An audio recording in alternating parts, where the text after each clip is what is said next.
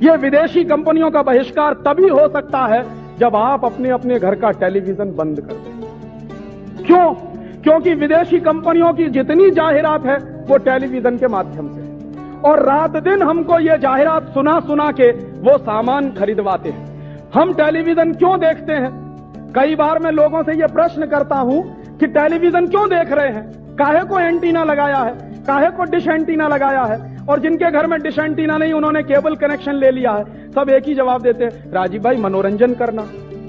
तो मैं कहता हूं ठीक है भाई मनोरंजन करिए। तो मनोरंजन करते हैं तो क्या देखते हैं? घर के छोटे छोटे बच्चे, उनके साथ उनके मम्मी पापा, उनके साथ उनके दादा दादी, तीनों पीढ़ियां एक साथ बैठकर टेलीविजन पे चित्रहार देखती। चित्रहार में गाना कौन सा आता है? चोली के पीछे क्या है।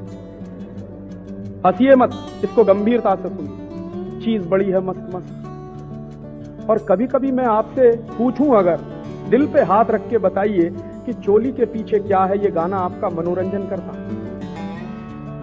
या चीज बड़ी है मस्त मस्त ये गाना आपका मनोरंजन करता? और अगर ये गाना आपका मनोरंजन करता है तो कितने लोगों में इतनी हिम्मत है जो अपनी मां से पूछ सकें, बोल तेरी चोली के पीछे क्या है? और कितने लोगों में ऐसी हिम्मत है जो अपनी बड़ी बहन के सामने ये कह सके कि तू चीज बड़ी है मस्त मस्त। और दोस्तों, ये गाने आपका मनोरंजन नहीं कर रहे हैं, ये गाने आपका चरित्र खलास कर रहे हैं। वो चित्रहार नहीं है, वो चरित्रहार है।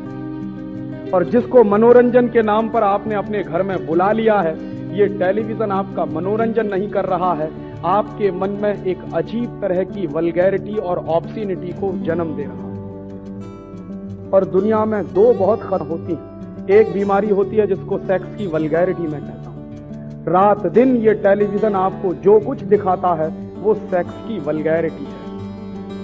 और ये सेक्स की वल्गैरिटी देखते देखते देखते देखते एक दिन हिंदुस्तान के नौजवान नवयुवतियां भी वही करने लगते हैं जो उस पर दिखाते हैं। क्या हो रहा है? कहां जा रहे हैं हम?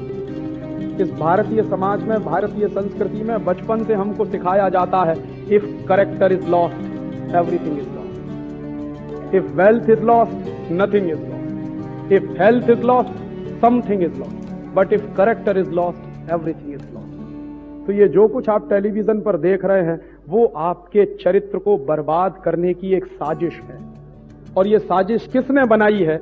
ये विदेशी कंपनियां जानती हैं कि हिंदुस्तानी माटी में नौजवानों में इतनी खुमारी है कि कोई विवेकानंद हो जाता है, कोई दयानंद हो जाता है, कोई तिलक पैदा हो जाता है, कोई भगत सिंह हो जाता है। तो अगर तिलक पैदा हो गया, भगत सिंह हो गया, विवेकानंद आ गया, दयानंद आ गया, तो इन विदेशी कंपनियों को मार मार के भगा देगा। तो उनको डर लगता है। तो इसके लिए वो टेलीविजन लेकर आए हैं अपने साथ में कि हिंदुस्तान के नौजवानों को एक मीठी नींद की गोली दे के सुला दो, इनमें से कोई विवेकानंद ना बनने पाए।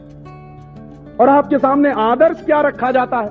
आपके सामने विवेकानंद का आदर्श नहीं रखा जाता, नालायक संजय दत्त और शाहरुख खान जैसे लोगों के आदर्श रखे जाते हैं। और यह कितनी खतरनाक व्यवस्था है। कई बार मैं लोगों से पूछता हूं, छोटे छोटे बच्चे 3-3 साल की उम्र से, 4-4 साल की उम्र से, 5-5 साल की उम्र से यही सब देख रहे हैं। और ये छोटे छोटे बच्चे अगर रोज दिन में 4 घंटे 5 घंटे टीवी देखें और सिनेमा देखें तो जानते हैं क्या होगा? 20 साल की उम्र तक पहुंचते पहुंचते हर बच्चे को कम से कम 30,000 बार मर्डर के सीन दिखाए जाएंगे। हर फिल्म में मर्डर, हर एपिसोड में मर्डर, हर एपिसोड, हर फिल्म में वॉयलेंस, हर एपिसोड में वॉयलेंस, हर एपिसोड में मारामारी। काहे को इतनी मारामारी दिखाते? क्यों इतनी वॉयलेंस हमको दिखाई जाती? पता क्यों? हिंदुस्तान में सबसे ज्यादा वॉयलेंस से नफरत की जाती। यह देश अहिंसा वाला है, इसलिए भारतीय संस्कृति को बर्बाद करना है तो अहिंसा की जगह हिंसा को लाना पड़ेगा। तो वो हिंसा हर आदमी कैसे करेगा? हर आदमी तभी हिंसा करेगा जब बार बार हिंसा देखेगा। और ये बार बार की जो हिंसा हम देखते हैं, इसका नतीजा जानते हैं क्या होता? मर्डर देखते देखते देखते देखते देखते देखते मन की दया खत्म हो जाती, करुणा खत्म हो जाती। और हमारे देश में एक कहावत कही जाती है, दया धर्म का मूल है। माने जब दया ही नहीं होगी मन में, धर्म कहां टिकने वाला है? तो वो सीधा आक्रमण आपके धर्म पर है। ये वॉयलेंस बहुत ही खतरनाक चीज होती है। और उसके साथ दूसरी खतरनाक चीज होती है सेक्स की वल्गैरिटी। ये सेक्स की वल्गैरिटी हजारों हजारों लाखों लाखों करोड़ों करोड़ों नौजवानों को बर्बाद कर रही है। और ये बर्बादी सिर्फ अपने देश में आ रही है ऐसा नहीं है, अमेरिका में और यूरोप में ये बर्बादी आ चुकी है। और यूरोप के देशों में ये सेक्स की वल्गैरिटी की कितनी बर्बादी आई है, एक ही उदाहरण ताजा ताजा आपको देना चाहता हूं। 3-4 दिन पहले एक अखबार निकला, गुजरात समाचार। गुजरात समाचार के दूसरे नंबर के पेज पर एक खबर है। क्या खबर है? ब्रिटेन में 11 साल का बच्चा पिता बन गया है। और ब्रिटेन में अगर 11 साल का बच्चा पिता बन गया है तो उसके पत्नी की उम्र क्या है मालूम है? 15 साल। 15 साल के बच्चे जिनकी उम्र स्कूल में जाने की है, कॉलेज में जाने की है कि मम्मी पापा बनने की है। और ये 11 साल और 15 साल के बच्चों को मां और पिता बनने का नुस्खा किसने दिया है? किसने फॉर्मूला दिया उनको? वो टेलीविजन से आया, सिनेमा से आया। और इस सिनेमा और टेलीविजन ने यूरोप के सारे नौजवानों को बर्बाद कर दिया। मैं कितने यूरोपियन देशों में जाता था और वहां के लोगों से एक ही सवाल पूछता था कि आपके देश की सबसे बड़ी सोशल प्रॉब्लम क्या है? तो वो कहते थे कि राजीव भाई सबसे बड़ी प्रॉब्लम है कि हमारे देश में 10 साल की, 12 साल की, 14 साल की बच्चियां मां बन जाती है। ये सबसे बड़ी प्रॉब्लम।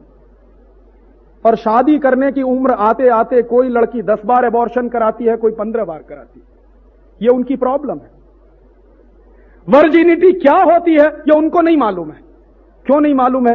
भारतीय संस्कृति क्या होती है ये भी नहीं मालूम है। संयम क्या होता है, अपने ऊपर संयम रखने की व्यवस्था है। विद्यार्थी जीवन तो संयम वाला जीवन होता है, ये हर धर्म कहता है इस देश में।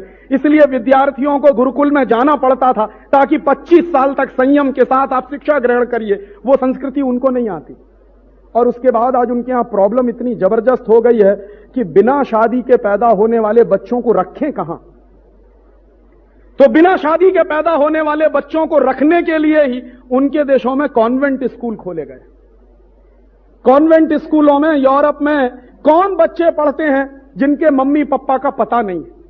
क्यों नहीं पता है? हिम्मत नहीं है ये बताने की कि ये मेरा बेटा है या मेरी बेटी है। क्यों नहीं हिम्मत है? शादी के पहले हुए हैं।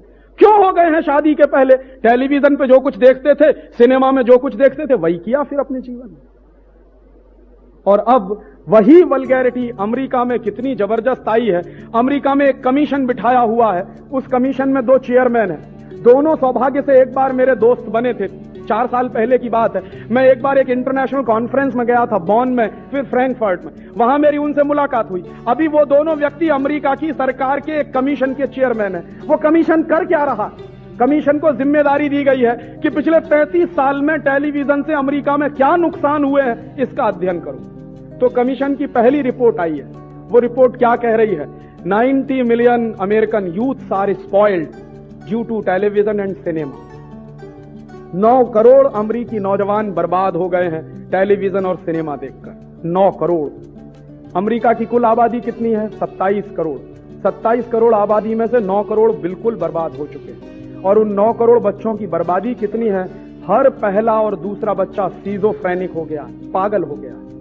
और वो पागलपन सेक्स का पागलपन है। अमेरिका में किस कदर पागलपन है आप उसका अंदाजा नहीं लगा सकते। यहां से दिखने में लगता है कि अमेरिका बहुत ऊंचा देश है, बहुत तरक्की वाला देश है। आपको मालूम नहीं है अमेरिका दुनिया में वो देश है जहां 1 मिनट में सबसे ज्यादा बलात्कार होते हैं बहनों के ऊपर। 1 मिनट में सबसे ज्यादा रेप केसेस अमेरिका में होते हैं। 1 मिनट में सबसे ज्यादा मोलेस्टेशन के केसेस अमेरिका में होते हैं। और अमेरिका में कुछ शहर तो ऐसे हैं जहां शाम को 6 बजे अगर कोई लड़की निकल जाए तो लौटने वाली नहीं है। कितने लोग उसके साथ गैंग रेप करेंगे उनको खुद नहीं पता रहता। ये इतनी हैवानियत और इतना राक्षसीपन कहां से आ रहा है? वो टेलीविजन सिखा रहा है, वो सिनेमा सिखा रहा है। और वो टेलीविजन और सिनेमा अब हमारे देश में आ रहा है जो बर्बाद कर चुके हैं अपने नौजवानों को। दोस्तों सबसे पहले तो चैनल सब्सक्राइब करें, फिर लाइक, कमेंट और शेयर करें।